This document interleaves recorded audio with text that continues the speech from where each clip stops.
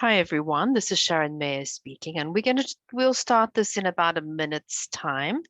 Just give everyone some time to connect.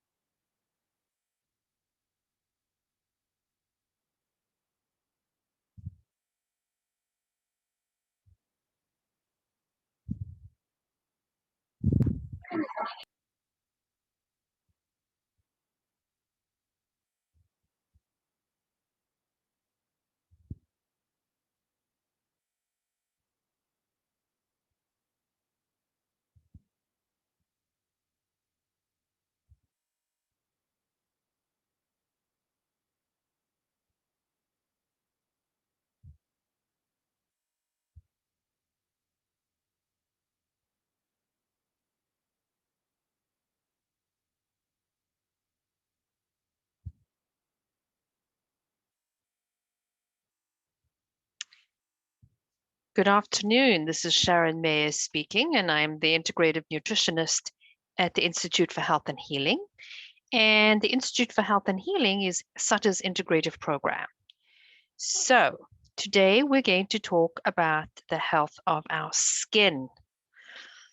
So when someone has really radiant, glowing skin, we really do notice that. I certainly notice that in my practice. Actually, when I've put someone on various programs and they come back the second time after they've been doing it for a while, it's very, very obvious. So it's really about the wow factor of that skin health, that dewy complexion that we strive for, and certainly I strive for. But for many people, it's really, really difficult to achieve. So let's think about our skin. It's continually at risk of damage. Exposure to ultraviolet radiation from the sun is one of them. Environmental toxins that can cause inflammation is two. Oxidative damage to our skin cells. And then there's things like photoaging. And so photoaging is caused by prolonged sun exposure, and it's really characterized by the appearance of very fine wrinkles, loss of elasticity, and hyperpigmentation of the skin. So those are some of the factors, but there are a lot of other things that influence our skin. So let's consider this. It's the largest organ and makes up 10% of our total body weight. Is that not fascinating? It plays a huge role in detoxification, and it keeps toxins out, and it also releases toxins through sweating. So it's kind of like a barrier. So when you have a high toxin load or problems detoxing properly, or you have some inflammation, this can show up on the surface of your skin as acne or psoriasis or rashes, eczema, rosacea, any one of these things. It could be about how the body's trying to get some of those toxins out of your body. You can consider your skin as an early warning signaler, almost like a thermostat, if you like. And if something's going on within the body, it's going to come up on the outside of the body too. So we can consider that the reason as an early warning sign as to what's happening within the body.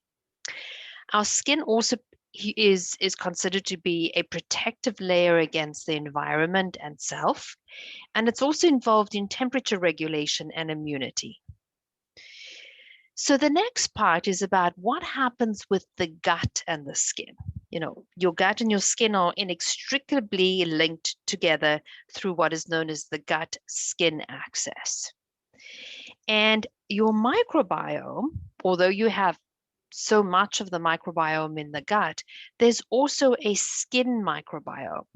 And it has millions and millions of microorganisms, things like bacteria and fungi, arthropods, viruses, and more living on our skin at any given time.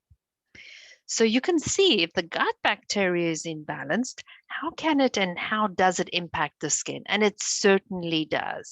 So we always got to really look at what's going on with your gut bacteria and whether that plays a role with the skin. And a lot of times it does. So the first thing that we would look at is, what about food sensitivities and food intolerances? So remember, you are unique, and of course, so is your biochemistry. And this uniqueness is known as bioindividuality. So you have to find the foods that work really well for you. And which are the foods that trigger you? If you have various sensitivities, whether you have an allergy or whether you have food intolerances, those are the three categories. There can be foods that can be really problematic for you. And if you eat those, you may see these things come up as a skin issue. So what we know is that the top allergens or the common allergens are going to be wheat, dairy, peanuts, soy, fish, especially shellfish for many people, eggs, tree nuts, and I would add to this, certainly sugar. But you may not have a problem with all of those, but you could be having a problem with one of those. So doing an elimination diet is probably the best way to establish which are the foods that are very functional for you and which are the foods that trigger your health and promote some inflammation. Finding that out is really important. You know, I could recommend a superfood for you, say blueberries, but you could have a problem with blueberries. It could be an issue for you. So you've got to find the foods that are really, really working well for you. So those foods can also impact how the gut functions, which leads into the leaky gut syndrome. And if I'm seeing anybody with skin issues, I will really be looking at first the gut, because it's such an integral part of how we function and how well the skin functions. So a leaky gut syndrome happens when your gut lining is compromised, right? And this allows undigested food particles, but also bacterial endotoxins. Endotoxins mean things that the bacteria create living within you. But normally that gut barrier protects yourself or your bloodstream and everything that's within your body from getting those endotoxins into the body. And those can promote so much inflammation in the body. So if we have a leaky gut, or if you have a leaky gut, this fuels inflammation. And it's really a huge link with some of the skin issues that I see in my practice. The next thing we look at is perimenopause and menopause. And so many of my patients talk to me about this. So when we think about estrogen, it is such a really important hormone for women. And estrogen is possibly the most important hormone for a healthy, robust, and vital skin. What's fascinating about this is that we lose around 1% in skin thickness each year after menopause, and as much as 30% of collagen in the 5 years after we have begun menopause. And this leads to lines, wrinkles, and loss of firmness. But it does a lot of drying to the skin too. Estrogen is also very helpful in maintaining moisture, skin moisture. It retains the moisture, which means drier skin after menopause, as you see the depletion or the lowering of your estrogen levels. One of the other parts too during this phase of hormonal change is the balance of hormones. So sometimes this can lead to androgen dominance, and then that can equal things like adult acne. And I've seen patients of mine who are going through perimenopause and menopause will talk to me about all of the skin issues that they're experiencing, including acne. So there's that aspect to it as well. So what should we be looking at? How do we balance our skin? What's the right foods to be eating? Certainly dairy, gluten, and sugar elimination would be the first place. So sugar includes including too many natural sweeteners. These things can contribute significantly to a poor complexion because they feed bad bacteria in your gut. They can promote a lot of yeast too. So the growth of yeast can be really an issue. And if we eat too many grains, things like that grain issue, that can also contribute to things like leaky gut permeability. So eliminating those three would be paramount, and just see how your body reacts to that. See how your skin reacts to that. The next thing would be coconut. It's great for cooking and it's really huge as an antimicrobial. And it's a great for removing makeup remover, moisturizer, and of course, getting rid of the bacteria. So if you've got really bad sunburn, if you've been out and you've forgotten to put your SPF on, and you've come back and you've got some sunburn, then coconut oil is great at healing your skin afterwards. It's certainly something that I have both in my kitchen, a jar of it in my kitchen, and some in my bathroom. Coconut oil, great. Probiotics, so fermented foods, because they contain all those great beneficial bacteria that helps tip your microbiome and gut in a healthy and right direction. So eating some of those foods would be really important. So things like sauerkraut, some kimchi, and some kefir. But find the dairy-free kefir. There's enough around of that. There's water kefir, there's coconut kefir. All of that stuff's going to help shore up your gut bacteria. The next thing, of course, is collagen. So collagen, for those that don't know, is a type of protein, and it consists of three main amino acids: glycine, proline, and hydroxyproline. And it's the primary building block in connective tissue, which includes cartilage, bones, blood vessel, tendons, and skin. So if we supplement with collagen rather, it helps to regulate the body's natural collagen production while also promoting skin elasticity. And so when we've got that skin elasticity, it keeps us looking a little bit more youthful. Most people only get about 3 grams of dietary glycine, and we need about 15 grams from our diet. So when you add a collagen supplement, it can be a real boost to our skin and also our hair, our joints, our connective tissue, and our strength. The great thing about collagen is that it's kind of tasteless. You can get the unflavored collagen and you can put it in tea or coffee, or if you're making smoothies, you could add it to that. There are, from a supplement point of view, there's grass-fed collagen, there's marine collagen for those that don't want to have animal, and then there's also plant-based collagen. Now, if you're one of those folks that has had collagen as a supplement and has had a bit of a reaction to them, you might want to try the marine or even the plant collagen.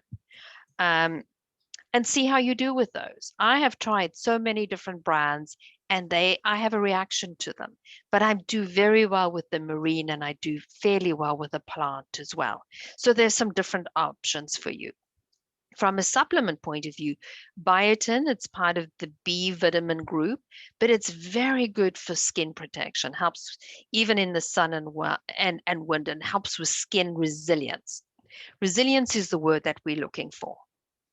You could also use something like apple cider vinegar as a after cleansing toner, but you might have to add a little bit of water to it because if you add it straight from the jar or the bottle, it's going to be a little bit harsh on your skin. But it's a natural way of using as a cleanser. The next thing would be egg yolks. So egg yolks from pasture-raised organic eggs. Eggs are loaded with vitamins A, D, and E, and B, but it also has choline in it. Choline's really required for so many different functions in the body, including the brain function. So adding some of those egg yolks would be great.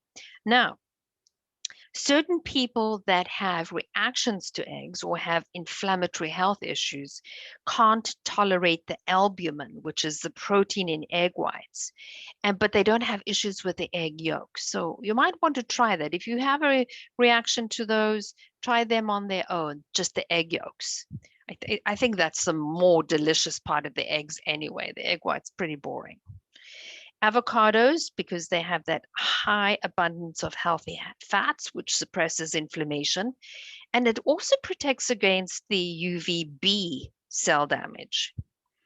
They also have vitamins A, D, E, and K2, as well as B vitamins, and all of which are very healthy for healthy methylation, hormones, and skin health. So methylation is something that happens millions of times, thousands of times in seconds for your body, and important for many different functions.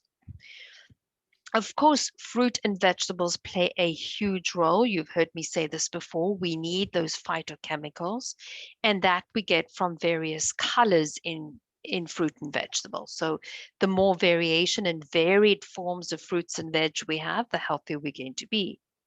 So we want to make sure that they support many functions of the body. So we know that phytochemicals are antiviral, they're antibacterial, they are antimicrobial. They are important for the recycling of DNA. They support the health of our cells. They're important for the regulation and the repair of cells. They're important for supporting our immune system, reducing inflammation.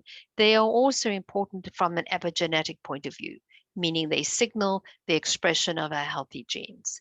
The brain needs these phytochemicals, so does the heart, the liver, and most certainly our skin. So having lots of vegetables making up the main portion of our plate is important, and fruit as well. But we want to be looking at things like the low fructose fruits, right? Not too many high fructose fruits, because that can cause a problem and promote more inflammation. Adding some citrus fruit is really important because it has high amounts of vitamin C in it. Well, so does kiwi for that matter. But vitamin C is really essential for collagen synthesis. Sweet potatoes have a high amount of the beta carotenes in them, and that would be important as well. So beta carotene is is required for so many different functions when it comes to skin health. When we talk about kefir, so kefir would be really, really, really good because it is those foods that support the gut bacteria as well. But I would suggest that if you're having kefir, you go for water kefir or coconut kefir, because remember, when we're thinking about skin health, we're thinking about reducing some of the dairy products. But it has a high amount of acidophilus, and it is really, that acidophilus is linked to an improvement in skin health. Cocoa, you'll be happy to know, is also good for skin health because it's got high amounts of flavonols in them. Again, we're talking about those phytochemicals. And it can protect against the damage from sun exposure. And even adding some cocoa powder to your morning smoothie could go a long way to protecting and nourishing your skin. Green tea, we know, has huge anti-inflammatory polyphenols and carotenoids, and that protects the skin from ultraviolet A and UVB radiation from the sun. And also very good for helping with our elasticity of our skin, the moisture of our skin, and even the tone of the skin. And you can use green tea both as a cup of tea, or you could use it as a wash on your face. You know, just dabbing some cool tea, mind you, folks, not hot tea on your skin. That would be not a great idea. So then the next thing we're going to talk about, and this might give you a bit of reflection on this, but it would be to eat grass-fed organic liver. Now, when we talk about orange pigmented vegetables that are high in beta carotene, so these would be the sweet potatoes and carrots and anything that's orange, that is beta carotene. And normally beta carotene converts to vitamin A. But there are many people who are unable to do this conversion. I'm one of those. So we have to eat foods that actually have high amounts of vitamin A. And so guess where we would find this from? Grass-fed liver. Liver is one of the most nutrient-dense foods for skin health. It contains zinc, vitamin A, vitamin B. So having liver once a week would be a great idea. And then, of course, we want to talk about fish because salmon, particularly, or any of the foods that are high in omega-3s are really, really important. They support the body and the skin and have, again, those omega-3s, which are really, really anti-inflammatory. The next thing is water. So we want to have lots and lots of water because this helps with hydration. And it's seldom I find people not drinking enough. Mostly people are walking around with their big water bottles and drinking loads of water.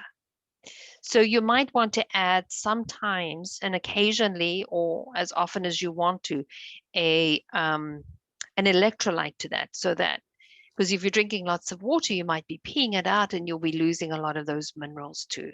Staying hydrated is really important, and you can always add some great electrolytes to that too. So, any questions on skin health? So, one of the things is that with every meal we eat, we have the opportunity to nourish and protect our skin from the inside out. And so if you have issues with your skin and you've been battling with this, it might not be a bad idea to come and see me. I do help people with all kinds of skin issues, maybe do some detoxification, use some nutrition, use some elimination diet. Sometimes I'll even use some homeopathy. Okay, any questions? Okay, let's look. So one of the questions that is asked is, what is an electrolyte you can add? I like to use one called LMNT, actually elemental, but it's spelled LMNT. Recharge. That's a pretty good one because it's got a high amount of sodium in it. Some of the others don't have enough of them in it, but another one that I think is pretty good is Noon, Nuun. You can buy those pretty much everywhere. Any other questions?